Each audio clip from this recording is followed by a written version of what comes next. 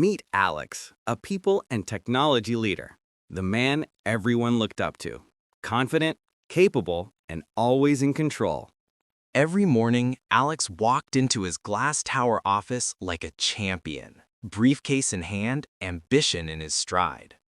He led cutting-edge projects, spoke the language of AI and cloud, and made complexity look effortless.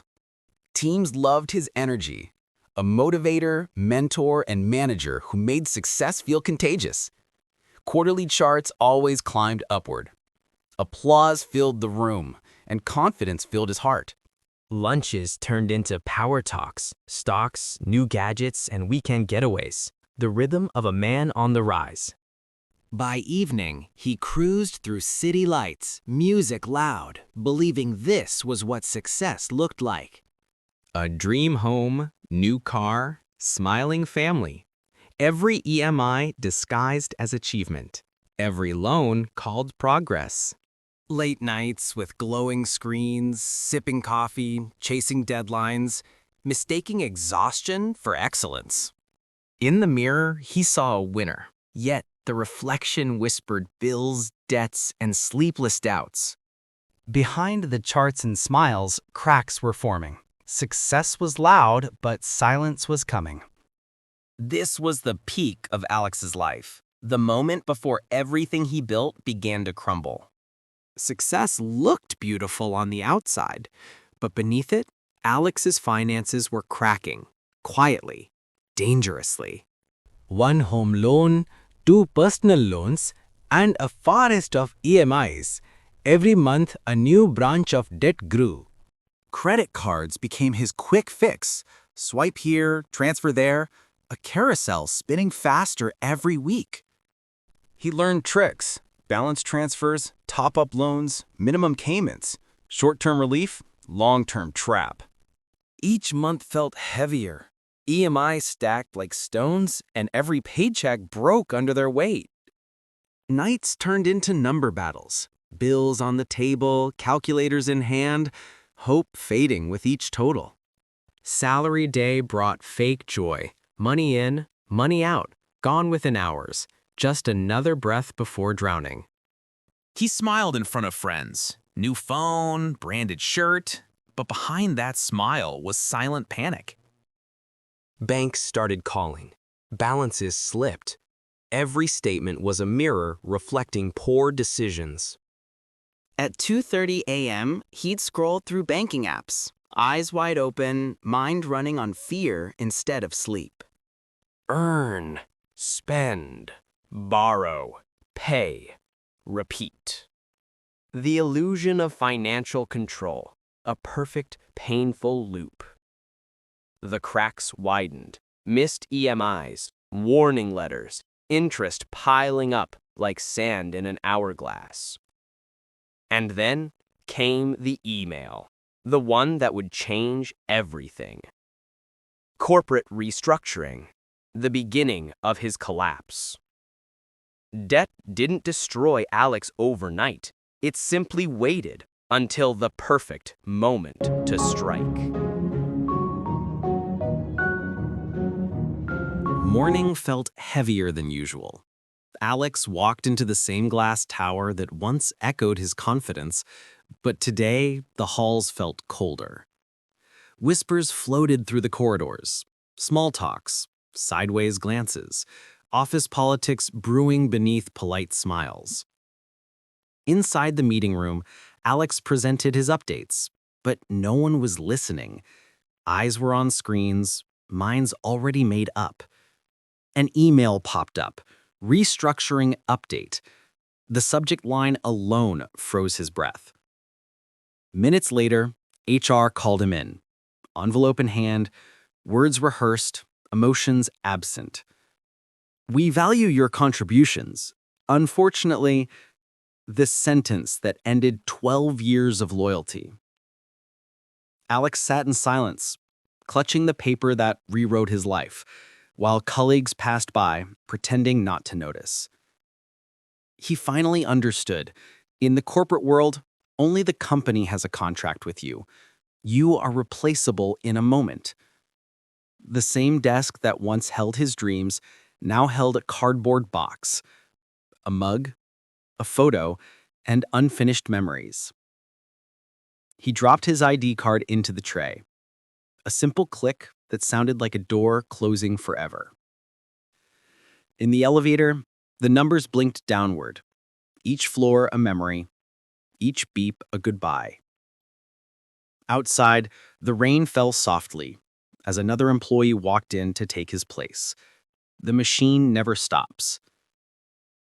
Alex stood in the drizzle, box in hand, staring at the tower that once defined him, realizing it never truly belonged to him. And with that truth, he walked away, not just from a job, but from the illusion of security itself. The letters kept coming, bold red reminders that the bills had outgrown his income and time was running out. Home loan EMIs bounced. The house he once called success was now a liability he could no longer defend. Every number on the screen screamed the same truth. Debt had consumed every corner of his life. He begged for extensions, for mercy, but banks speak only one language: repayment. Then came nature's cruelty, as if the heavens decided to test him one more time. The rain turned relentless. Water crawled into his home, washing away what loans hadn't already taken. Holding his children above the flood, Alex realized how powerless wealth can be when life itself is sinking. They had nothing left. No car, no furniture, no security. Only each other and the will to survive. When the storm cleared, silence arrived. Heavy, but strangely peaceful. A chance to start again.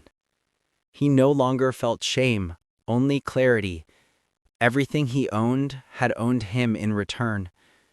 He sold what was left, piece by piece, not to escape debt, but to buy breathing space for his family. Amid ruins, a spark, a tiny shop space, cheap, empty, but filled with possibility. They walked toward it together, humbled, broken, yet reborn with the courage to rebuild from zero. With nothing left to lose, Alex began again, sweeping floors, cleaning dust, and rebuilding his life from scratch. They turned a humble corner shop into a food stall. No investors, no plans, just faith and fire. For the first time in years, his hands worked for himself, not for a company, but for his own dignity. Every plate he served wasn't just food. It was proof that he still had purpose. Word spread slowly. Good food, honest service, and so did hope. This time, he counted every rupee, not out of fear, but out of respect for what money meant. He taught his children the lesson he never learned: save before you spend. Months passed, slowly, steadily, and for the first time, the numbers turned green. He began learning, not technology this time, but the real science of money, savings, and discipline. Alex built small financial pillars: emergency, short-term, long-term, and retirement funds, foundations of stability. He ensured his life, health, home, and business, because wisdom isn't avoiding risk, it's preparing for it. Soon, Alex's kitchen became a name people trusted, built not on luck, but on lessons. He no longer chased success. He lived it, quietly, one day at a time. He had lost everything once, but in learning how money works, he gained what matters most: peace, purpose, and freedom. Alex had fallen, rebuilt, and now he began to truly understand money, not as paper, but as principle. Rule 1, never spend more than you earn. Wealth begins the moment you respect your limits. Rule 2, never rely on a single income. One stream can dry, but two can flow forever. Rule 3, jobs aren't permanent. Freedom is when your value doesn't depend on your employer. Rule 4. Colleagues may cheer you, but they're not your safety net when life collapses. Rule 5. Relatives can care, but they can't carry your burdens. Your responsibility is yours alone. Rule 6. Protect your life, health, home, and car, because one incident can erase years of effort. Rule 7. Fix your retirement age, because if you don't plan your exit, life will plan it for you. Rule 8. Build a system. Emergency funds for today, long-term funds for tomorrow, and retirement for peace. Rule 9. Diversify your growth. Invest where time multiplies your patience into prosperity. Rule 10.